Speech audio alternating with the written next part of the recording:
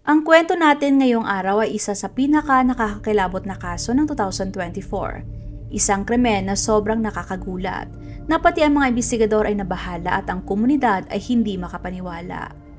Karaniwan hindi agad nangingialam ang mga pulis kapag ang isang taong nasa tamang edad ay biglang tumigil sa pakikipag-ugnayan, lalo na kung isang babae na lumipat lamang sa ibang bansa at namuhay mag-isa sa apartment.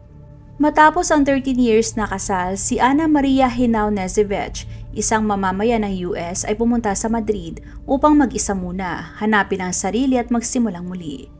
Doon siya nagpa-divorce, gumawa ng mga plano para sa hinaharap at patuloy na nakikipag-ugnayan sa kanyang pamilya. Noong February 2 huling tumawag si Ana. Kinabukasan, may mga kakaibang text na galing sa kanyang numero at agad na napansin ng isa niyang kaibigan na hindi yun galing kay Ana. Ang pamilya ni Ana ay lumaki sa tradisyonal na paniniwala ng Balkan. Ipinanganak siya sa Montenegro noong 1983. Bilang bata, namuhay siya sa isang lugar na malaking bahagi ng pagpapalaki ng pamilya ay ang pagdisiplina at tradisyon. Lumaki siya sa kulturang naniniwala na ang pinakamahalagang bagay ay ang paggalang sa mga nakatatanda, pagkaroon ng edukasyon at pagiging independent. Mula pagkabata, ipinakita na ni Ana na siya ay responsable, maayos at gusto niya maging independent. Ang mga katangiang ito ang naging bahagi ng kanyang buhay hanggang sa pagtanda. Pagdating niya sa US kalaunan ay naging isang American citizen si Ana. Kaunti lamang ang mga bagay na nalaman tungkol sa kanyang mga unang taon sa US, pero ang alam ng lahat ay mabilis siyang naka-adapt sa kanyang bagong tahanan. Ang pamumuhay sa US ay nagbigay sa kanya ng maraming pagkakataon para mag-grow bilang tao at sa kanyang career. Doon siya naging mas aktibo sa komunidad, natutong mag-English at unti-unting gumaling sa kanyang trabaho sa paglipas ng panahon. Para sa kanya, napaka-importante ang mag-aral at paglago bilang isang tao. Hindi niya hinangad ang kasikatan, mas gusto niya ang tahimik at pribadong pamumuhay. Noong simula ng 2010, nagkakilala sina David Knežević at Ana sa Fort Lauderdale, Florida.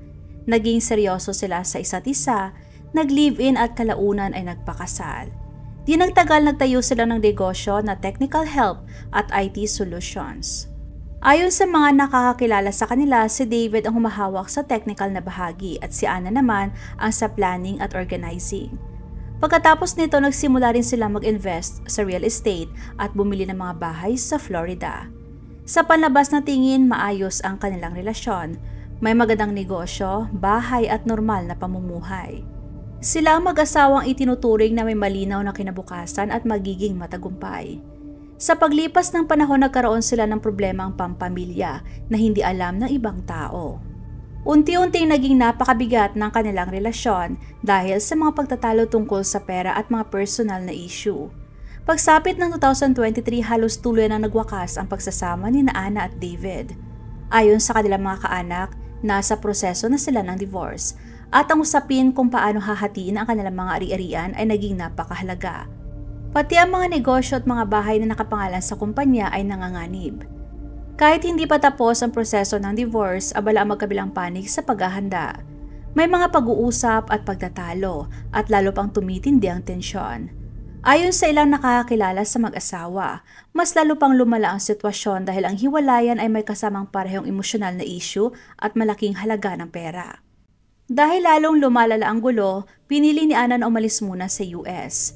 Lumipat siya sa Madrid noong December 2023 at umupa ng apartment sa maganda tahimik na lugar ng Solomon. Ayon sa kanya, kailangan niyang gawin ito para makalayo sa stress, makapag-isip tungkol sa mga nangyayari, at matapos ang isang mahirap na yugto ng kanyang buhay ng payapa. Paulit-ulit niyang sinabi na hindi siya naghahanap ng bagong karelasyon o pag-ibig. Ang tanging gusto niya ay maibalik ang balanse sa sarili. Unti-unting nasanay si Ana sa pamumuhay sa Spain. Nagsimula siyang mag-therapy, nakikipag-ugnayan pa rin siya sa mga kaibigan at nagsimula magplano ng maikling biyahe sa buong Europe. Para sa kanya, ang pagpunta sa Madrid ay hindi para magbakasyon, kundi pansamantalang makalaya lamang mula sa problema sa US. Ngunit makalipas ang ilang linggo, bigla at misteryosong natigil ang kanyang payapang pamumuhay mag-isa. Patuloy na nakipag-ugnayan si Ana sa kanyang kaibigan na si Sana matapos niyang lumipat sa Madrid. Kahit malayo sila sa isa't isa, araw-araw pa rin silang nag-uusap. Matagal na silang magkaibigan at madalas ding magbakasyon ng magkasama. Ikinukwento niya kay Sana ang mga plano, ang nararamdaman niya at ang mga maliliit na pangyayari sa araw-araw niyang buhay.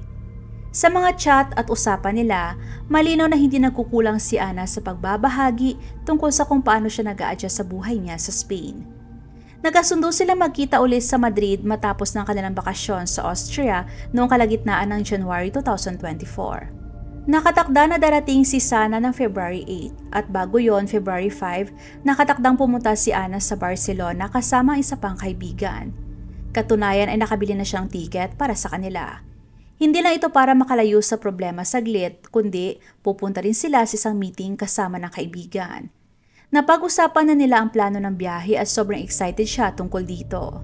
Tumawag si Ana kay Sana noong gabi ng February 2, bandang 8:45 ng umaga at mahigit isang oras silang nag-usap. Sinabi ni Ana na mananatili lang siya sa bahay noong gabing yon dahil wala siyang plano na lumabas. Mabagal siya magsalita at tungkol lang sa mga simpleng bagay gaya ng gawaing bahay, pamimili sa tindahan at pang-araw-araw niyang routine ang kanilang napag-usapan. Bandang alas 10 ng gabi natapos ang kanilang pag-uusap. Ito ang huling pagkakataon na tiyak na buhay at may nakausap si Ana. Kinaumagahan ng February 3 nakatanggap si Sana ng kakaibang text mula sa numero ni Ana. Ayon sa nakasulat, nakilala ko ang isang kahangahangang lalaki. Mayroon siyang rest house na 2 oras ang layo mula sa Madrid. Pupunta kami doon at baka mahina ang signal. Maya-maya lang ay may dumating pang isang message mula kay Ana. Ayon sa kanya, matapos ang session ko sa therapy kahapon, naisip kong maglakad-lakad.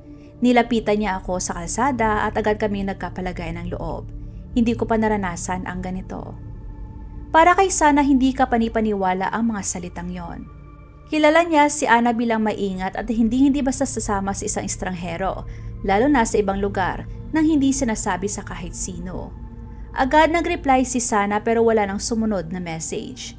Kahit ang mga tawag niya ay hindi na rin sinasagot.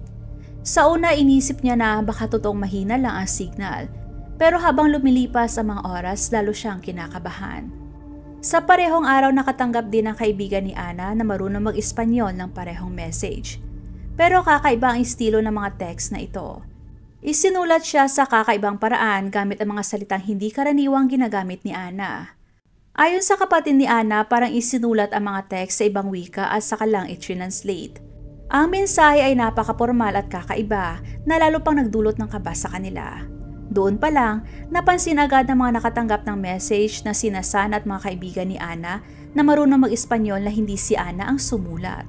Tinignan nila ang estilo at ikinumpara sa mga naunang text ni Ana na malinaw at maayos, ngunit ang mga bagong text ay hindi na ganon.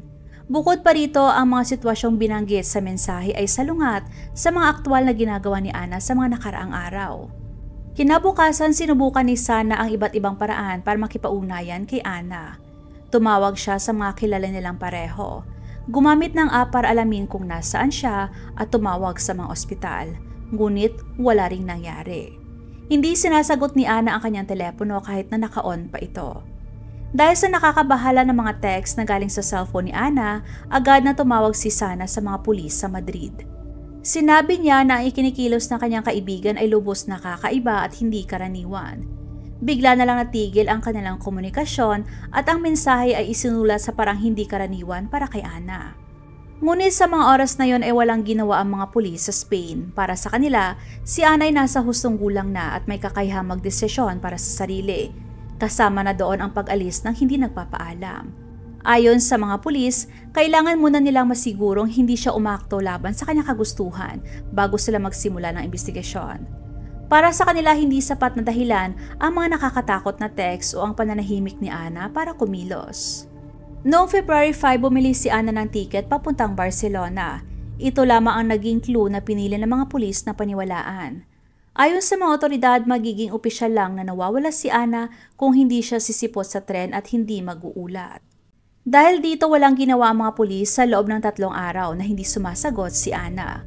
Hindi nila sinuri ang kanyang telepono, hindi rin nila pinuntahan ang kanyang inuupahan na flat at hindi nila tinanong ang tungkol sa kanyang mga huling galaw.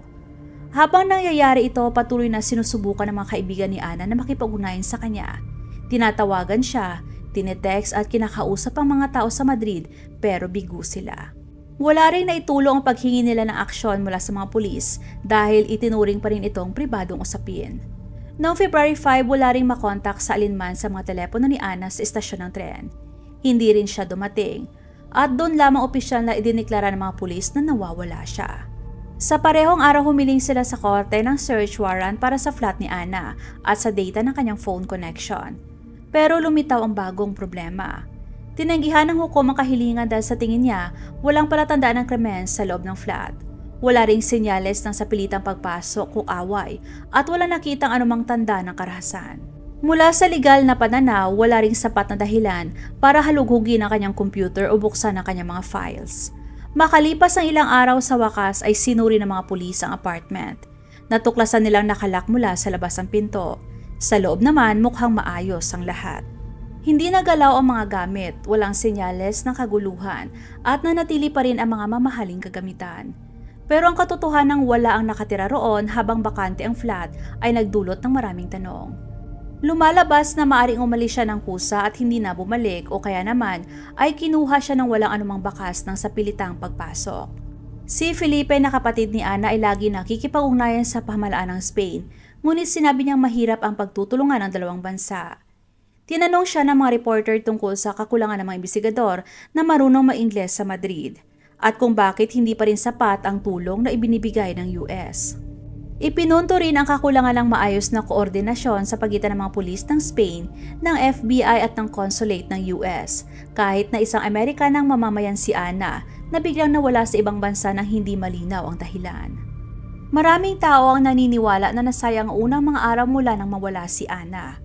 Ang paghihintay ay kumain ng oras na sana ay nagamit na para makahanap ng bagong ebidensya, makausap ang mga kapitbahay at matunton ang mga signal mula sa cellphone at mga camera. Ang opisyal na kwento ay kusa raw umalis si Ana, kaya walang sino man ang agad na kumilos para baguhin ang takbo ng kaso. Ilang araw matapos mawala si Ana, nagbigay na bagong impormasyon sa mga pulis ang mga empleyado sa kanyang apartment complex na lalong nagpabigat sa kaso. Ito ay tungkol sa nangyari noong gabi ng February 2, ang mismong araw na huling tumawag si Ana. Ayon sa building manager, may ilang security camera sa lobby at sa harap ng gusali na pinatay. Nangyari ito bandang 9:30 ng gabi, 30 minutes bago tumigil si Ana sa pakikipag-usap sa kanyang kaibigan. Nang suriin ng security guard ang video, nakita niyang madumi ang mga lente ng camera. Sa loob ay ginawa niya ulit na isprehan ng pintura ang camera sa may elevator area. Alam niya kung saan nakalagay ang mga security camera at kung paano mabilis itong patayin nang hindi nakikita, na nagpapakita na planado ang krimen. Kinuha ng mga empleyado ang kopya ng kuha sa camera at ipinadala sa mga pulis ng Spain. Ito ang unang ebidensya na nagpapakita na may ibang taong sangkot sa kaso. Pero dahil sa helmet at itim na damit, mahirap matukoy kung sinong nasa video. Lubos na natakpan ang kanyang mukha at hindi rin malinaw kung gaano siya katangkad. Gayunpaman, may ilang bagay na napansin ng mga eksperto na naging kapansin-pansin sa kanya. Kita sa larawan ng kanyang mga mata, bahagi ng mukha at mga kilay. Pagkatapos ng masusing pagsisiyasat na pag-alaman na ang nasa labas na camera ay nablangko ng 30 seconds, habang ang nasa loob naman ay mas mabilis na nablangko. Hindi nagatubili at tumingin-tingin ang lalaki. Ginawa niya ang lahat ng malinaw at matatag. Dahil dito naisip nila na alam niya kung gaano katagal ang proseso at kumilos siya ng may kumpiyansa. Kinumpirma rin ng isang empleyado ng gusali na makikita ang lalaki sa video habang may mga taong lumalabas ng gusali makalipas ng ilang araw. Ito ang ginamit niya para makapasok, ibig sabihin malamang ay wala siyang ID o code para makapasok kaya hindi siya nakarehestro bilang residente. Hindi rin siya lumihis o tumigil muna sa pintuan hanggang sa kamera malapit sa elevator. Malakas ang naging reaksyon ng mga pulis at ng mga kaibigan ni Ana matapos makita ang video. Ibinigay ni Sana ang recording sa mga reporter habang nasa Madrid na siya noon. Nang lumabas ang mga unang balita, nagsimulang maging interesado ang mga tao sa kaso. Sinabi ng mga mamamahayag na maaaring may kinalaman ang lalaking naka-helmet sa pagkawala ni Ana, pero walang nakakaalam kung sino siya o ano ang pakay niya. Pagkatapos lumabas ang larawan mula sa video, nagsimula ng sarili nitong investigasyon ng FBI. Sinabi nila na maaaring gamitin ng ilang bahagi ng larawan para ikumpara sa mga database kahit na hindi gaanong malinaw ang kalidad ng recording. Ang itaas na bahagi ng mukha, noo, hugis ng mga kilay at ang bahagi sa paligid ng mga mata ay binigyang pansin ng mabuti. Ang mga bahaging ito ay malinaw pa rin nakikita kahit bahagyang natatakpan. Mas naging interesado ang mga tao sa recording nang malaman na ginamit ng lalaki ang parehong brand ng pintura na lumabas din sa mga sumunod na bahagi ng kaso. Natuklasan din ng mga investigador ang koneksyon sa uri ng spray can at sa pakete nito na nakita sa video sa isa sa mga tindahan. Doon nakuna ng kamera ang isang mamimili na kamukha ng lalaking nasa video habang bumibili ng spray can na hinahanap. Tumigil si Ana sa pakikipag-usap kay Sana kaya tinawagan niyang asawa ni Ana na si David. Noong February 4 sila nag-usap. Ayon kay Sana, nasa Florida si David noon. Sinabi niya na dapat silang pumunta sa Madrid para hanapin si Ana. Pumayag si David at sinabi na lilipad siya kinabukasan. Nabanggit pa nila ang isang biyahe mula Miami pero hindi siya dumating sa napagkasunduan na araw. Hindi nagtagal sinabi niyang nasa Serbia siya. Dahil sa kakaibang pangyayaring ito, nalito at nag-alala ng husto ang mga kaibigan ni Ana. Alam ni David na ang kanyang asawa ay nawala sa ibang bansa sa ilalim ng mga misteryosong kalagayan. Pwede sanang lumipad si David papuntang Spain pero pinili niyang pumunta sa Serbia. Hindi malinaw ang kanyang mga kilos, hindi siya tumutulong sa paghahanap dahil nasa ibang bansa siya at bumisita sa pamilya. May rason para tanungin kung bakit hindi siya nagpunta sa lugar kung saan nawala ang kanyang asawa at tumulong sa paghahanap. Dahil sa asal ni David nagkaroon ng pagdududa si Sana. Sinabi niya na malamig ang naging tugon ni David at ang kanyang mga kilos. Sa pinakaimportanteng unang mga araw, hindi siya gumawa ng kahit anong hakbang para makarating sa Madrid. Sinabi ni David na wala siyang magagawa sa Spain dahil hindi siya marunong magsalita ng Spanish. Wala siyang matutuluyan at hindi rin niya kilalang bansa. Ganito rin ang sinabi ng kanyang abogado. Tinanong ng mga reporter ang kinatawan ni David kung makakatulong ba ang pagpunta sa lugar na wala siyang kakilala. Sagot nito, nag-aalala raw ang kanyang kliyente sa kinaroroonan ni Ana. Pero hindi niya nakitang mahalagang nandun siya mismo. Pagkatapos mawala ni Ana, kumuha si David ng abogado sa Florida. Sinabi ng abogado na tumawag ang kanyang kliyente sa FBI at ibinigay ang lahat ng impormasyong kailangan, gaya ng impormasyon ng kanyang credit card, bilang pagsisikap na makakuha ng legal na tulong sa Spain. Gayunpaman, hindi siya personal na nakilahok sa mga hakbang ng paghahanap sa mismong lugar. Nanatiling malayo si David at wala siyang sinabi sa publiko kahit na nagbigay siya ng mga impormasyon. Nagdulot ng mas maraming problema ang pagpunta ni David sa Serbia. Sinabi niya na umalis siya ng US bago pa man mawala si Ana at nasa ibang bansa na siya noon pa. Pero sinabi ni Sana na nakausap niya si David sa telepono noong February 4 at sinabi nitong nasa Florida siya. Dahil dito posibleng naganap ang biyahe papuntang Serbia matapos ang usapang yon. Noong panahong yon, hindi pa inilabas ang opisyal na impormasyon mula sa Border Patrol. Ipinakita ng abogado ni David ang kanyang ID bilang patunay at sinabi na matagal na nakaplano ang biyahe. Dahil sa mga pagkakaiba, lalo siyang pinagdudahan ng mga tao. Ilang buwan bago mawala si Ana, nagkaroon ng mas malaking alitan ng mag-asawa tungkol sa kanilang mga ari-arian at malapit na nilang hatiin ang mga ito na lalo nagpahirap sa sitwasyon, kaya't naging makatwiran ang mga suspecha. Hindi lang ito tungkol sa divorce kundi pati na rin sa malaking halaga ng pera at sa mga lupang pag-aari nilang dalawa. Malinaw na sinabi ng mga kaibigan ni Ana na hindi masaya ang relasyon ng mag-asawa, pero itinanggi ito ni David at ng kanyang abogado. Ayon sa kanila, hindi malaking bagay ang divorce dahil unti-unti lamang sila lumayo sa isa't isa. Noong panahong yon, hindi pa kinasuhan si David at patuloy siyang naninirahan sa labas ng US. Pero ang kawalan niya sa eksena, ang pagtanggi niyang tumulong sa paghahanap at ang hindi tugmang mga pahayag niya ang nagdulot ng mas maraming investigasyon. Kahit paulit-ulit niyang sinasabi na wala siyang kinalaman sa pagkawala ng kanyang asawa, mas lalo naging interesado ang mga pulis sa kanya habang lumalabas ang mas maraming impormasyon. Noong May 2024, nahuli si David ng FBI sa Miami International Airport. Sa passport check, inaresto siya ng walang anumang pagtutol ng mga ahente ng FBI at mga diplomat. Galing siya sa isang biyahe mula sa ibang bansa. Ito ang unang pampublikong pangyayari na direkta nag-uugnay sa kanya sa pagkawala ni Ana. Kinasuhan siya na tumulong sa pagkidnap ng isang US citizen habang nasa labas sila ng US. Bilang bahagi ng isang international investigation, ilang mga hindi direktang ebidensya na magkakaugnay ang nagdala sa kanyang pagkaaresto. Ang pangunahing focus ay ang mga kuha sa camera na nakalap ng mga pulis sa Spain at Serbia. Sa isang tindahan malapit sa apartment ni Ana sa Madrid, nakita sa kamera ang isang lalaki na kahawig ni David na bumibili ng isang lata ng pintura at isang rolyo ng tape. Ayon sa ulat ng mga pulis, ang parehong tatak ng spray paint ang ginamit para takpan ng mga security camera sa apartment ni Ana. Tumugma ang kulay ng pintura at ang natatanging hitsura ng packaging.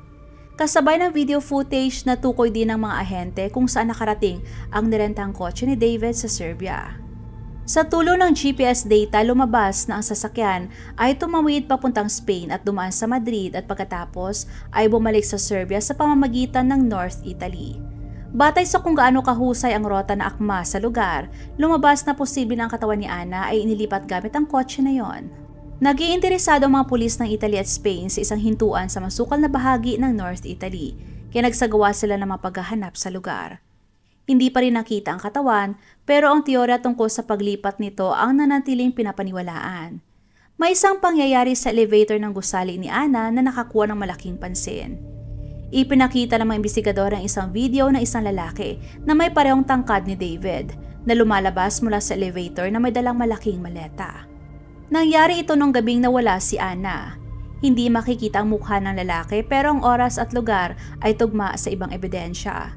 Posibleng ginamit ang maleta para ilabas ang katawan mula sa kanyang apartment. Ayon sa mga pulis, ibinalik ang kotse sa car rental company sa Serbia. Nang suriin ito, napansin na nakatakbo ito ng mahigit 5,000 kilometers. Ang mga bintana ng kotse ay nilagyan ng tint na dati ay wala, bagay na naglabag sa kasunduan sa renta at nagdulot ng mas maraming hinala. Lumabas din na ginamit ang kotse na may peking plaka habang naglalakbay. Nakakita ang mga pulis ng Spain ng kotse na kahawig ng pag-aari ni Ana sa lugar kung saan siya nawala. Ngunit hindi nila natukoy kung sino nagmamaneho dahil natatakpan ang mga bintana at peke ang mga plaka. Natuklasan ng FBI ang koneksyon sa pagitan ng pagbili ng mga gamit, ang pagharang sa video security system, ang rotang dinaanan, ang video ng maleta at ang mga teknikal na pagbagong ginawa sa kotse. Ayon sa kanilang pagsusuri, lahat ng ito ay malinaw na nagpapakita ng mga hakbang upang gumawa ng krimen at itago ang mga ebidensya. Lumabas sa mga dokumento ng government na ito ay isang kidnapping na naganap sa ibang bansa kung saan sangkot ay isang American citizen. Kahit wala pang bangkay, naniniwala ang prosekusyon na sapat ng ebidensya upang arestuhin si David. Hindi nanlaban si David nung siya ay inaresto, kaya agad siyang dinala sa isang federal prison sa South Florida. Ayon sa kanyang mga abogado, nakipagtulungan umano siya sa mga pulis, kusang nagbigay ng impormasyon at wala raw balak na magtago. Ngunit ayon sa prosekusyon, mataas ang posibilidad ng pagtakas dahil sa bigat ng mga ebidensya at sa kalagayan ng kaso. Pagkatapos maaresto ni David, agad nagkaroon ng unang pagdinig sa korte sa Miami upang magpasya kung maaari ba siyang palayain sa piyansa. Tinanggihan ito ng hukom dahil mataas ang posibilidad na siya ay tumakas. Sinabi na ang imbestigasyon ay nagpapakita na ang mga pangyayari sa pagkawala ni Ana ay maingat na pinagplanuhan at sinadya. Kaya ayon sa korte, hindi siya maaring palayain bago magsimula ang paglilitis. Nag-apila ang abogado ni David, iginiit na ang kanyang kliyente ay hindi banta at wala ring balak na umiwas sa investigasyon. Nagmungkahi sila ng mga kondisyon tulad ng mataas na piyansa, electronic ankle monitor, travel ban at house arrest. Bilang depensa, binanggit nila na matagal na nakatira si David sa US, wala siyang criminal record at handa siya makipagtulungan sa mga pulis. Ngunit muli itong itinanggi ng korte dahil sa parehong dahilan, mataas na panganib ng pagtakas at ang bigat ng kasong isinampa laban sa kanya. Ipinahayag ng panig ng depensa na imposibleng nasa Spain si David nung nawala ang kanyang asawa. Ayon sa kanyang mga abogado, lumipad siya papuntang Serbia bago pa dumating ang February 2. Sinang-ayunan ang pahayag na ito ng mga selyo sa kanyang passport at mga detalye ng kanyang international travel. Iginit din ng depensa na hindi maaring nasa Madrid si David nung nangyari ang sinasabing krimen. Dagdag pa ng abogado, hindi marunong magsalita ng Espanyol si David, wala siyang tirahan at wala ring anumang ugnayan sa Spain. Ayon sa kanila dahil dito, malabong siyang nagplano ng krimen. Hindi sumang-ayon ang prosekusyon. Ayon sa kanila, malinaw na ipinapakita ng investigasyon na ang krimen ay maingat na pinaghandaan at planado.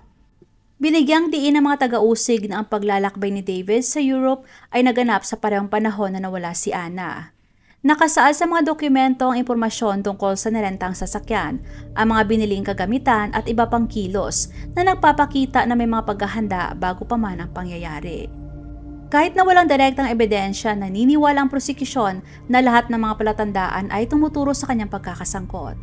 Ipinakita sa korte ang bahagi ng mga sulat, mga kuha mula sa surveillance camera, mga billing statement at pagsusuri sa kilos ng akusado bilang suporta sa kaso ng prosekusyon. Binigyang diin ng hukom na may ilang ginawa na hindi maaaring nagkataon lamang. Ayon sa hukom, may matibay na hindi direktang ebidensya ang estado na naglalarawan ng malinaw na larawan ng nangyari. Kahit hindi pa natagpuan ang katawan ni Ana, nakasaad sa mga file ang impormasyon na tumutukoy sa sapilitang pagkawala at sa papel ng isang tiyak na tao. Iginiit ng depensa na kulang ang ebidensya. Pinili ng korte na panatilihin si David sa kulungan dahil dito. Sinabi ng mga abogado niya na lalabanan nila ang desisyon tungkol sa hindi pagbibigay ng piyansa. Inapila nila ito sa district court na sumusuri sa mga pasya ng mababang hukuman. Si David ay nanatiling nakakulong habang naghihintay ng paglilitis, malaking paglilitis at investigasyon.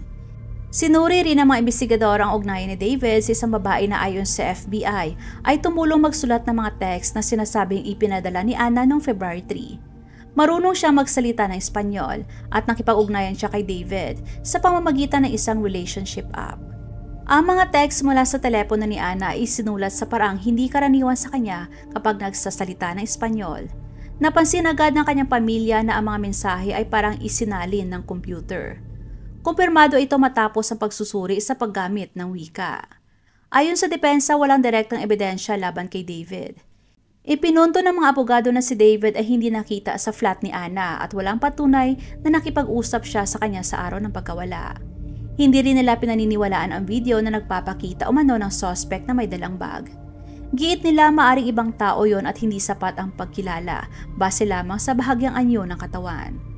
Iginiit din ng depensa na hanggang ngayon ay walang forensic evidence ng pagkamatay ni Ana. Noong April 2025, natagpo ang patay si David sa loob ng kanyang selda sa isang federal jail sa Miami. Siya ay kinasuhan ng pagdukot at pagpatay sa kanyang asawang si Ana. Ayon sa kanyang tagapagtanggol, nagpakamatay si David. Wala namang natagpo ang suicide note. Si David ay nakakulong bilang pre-trial arrest at walang karapatang magpiyansa nang siya'y namatay. Naghihintay siya noon mahatulan sa paglilitis. Pagkatapos ng kanyang pagkamatay, nagpahayag ng matinding kalungkutan ang pamilya ni Ana. Hindi na natuloy ang paglilitis at hanggang ngayon, walang nakakaalam kung nasaan ang katawan ni Ana. Naniniwala ang pamilya na dinala ni David sa libingan ang palatandaan na sana ay makakatulong para malaman ang nangyari nung gabing nawala si Ana.